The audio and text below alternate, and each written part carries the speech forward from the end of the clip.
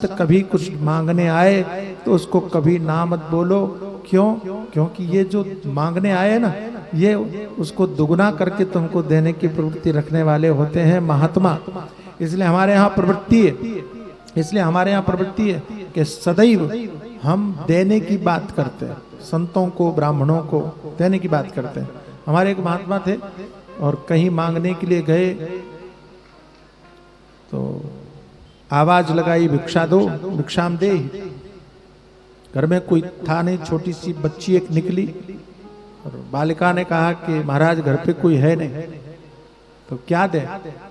महात्मा ने कहा कोई बात नहीं, कोई नहीं है ना। हाँ, तो तुम एक काम करो, तुम्हारे दरवाजे पर ये जो मिट्टी पड़ी है ना, ये उठा के हमारी थैली में डाल दो, झोली में डाल दो। छोटी सी बालिका ने मिट्टी उठाई, महाराज की झोली में डाल दिया। महाराज गए आगे, उस मिट्टी को झाड़ दिया, अपनी झोली को साफ किया। तो साथ में सेवक था, शिष्य ने कहा महाराज जब लेना ही नहीं था तो इसमें डलवाया, झोली को क्यों गंदा करवाया? और इसको साफ करने की आवश्यकता पड़ी, ये मिट्टी लेने का मतलब क्या था? महात्मा ने बड़ी प्यारी बात कही।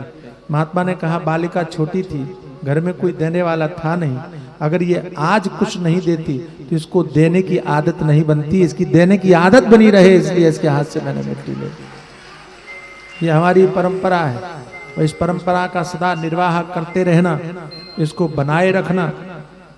आवश्यक नहीं है कि आपके पास में करोड़ों रुपए हो तभी आप कुछ दे सकते हैं, बिल्कुल नहीं। देने की भावना होनी चाहिए। 1 रुपए में भी बड़ा सामर्थ्य है। हमारे एक महात्मा और हैं, अब तो शरीर पूरा हो गया उनको, उनके पास में एक माता जी गई और उन्होंने कहा महाराज हमारी बड़ी इच्छा होती है कि हम दान धर्म करें, भंडारे करवाएं, लेकिन हमारे पास में धन नहीं है, पैसा नहीं है, हम कैसे दान धर्म करें? तो महाराज ने कहा चिंता मत करो, तुम्हारे पास जितना धन है हम उसी से तुम्हारा भंडारा करवा देंगे, भंडारा। तो बोले सही महाराज? हाँ। कितना पैसा है? माता जी बोली 10 रुपया। अब 10 रुपए में भंडारा कैसे हो? लेकिन महात्मा तो महात्मा होते हैं।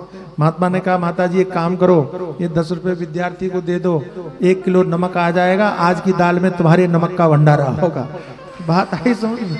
तो हर दृष्टि से आपका कर्म सही हो सकता है, आपकी भावना होनी चाहिए।